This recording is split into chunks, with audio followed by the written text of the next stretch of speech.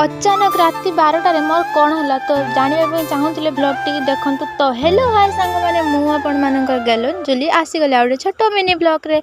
तो मु सकाल उठिक मोर नित्य काम सारिकी मु रेडी हो गली जीवाई मैं दुकान। तो जहाँ भी है तो किसी खाइबा जीव खाई जीवा पड़ो ना, कारण एवं जो खरा हो भाई मुंड फटा।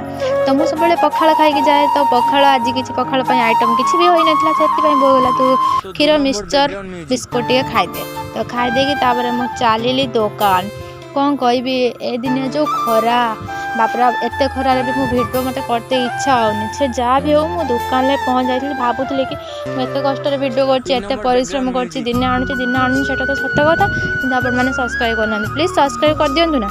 तापर दीपर आसिक आम भात मटर तरकारी भेंडी भजा देखिए मुझे भात खाऊँ। तो ताकू खाइबे कि पुणी टे शोई उठिकी तू पुणी दुकान पलैली। दुकान जाऊ जाऊ देखला बेलू आज गोटे ककार पूजा थिला दुकान पूजा। तो सी आमको भोग देता। तो देखिए भोग जी सेव बुंदिया निए से फलमूल मु तो बहुत बड़ फलमूल खाए प्रेमीटा ना। तो नाई सांग मुझे किसी फलमूल खाएनि, मत बहुत मान नड़िया कदली छड़ा मत कि खाते ही भल लगे।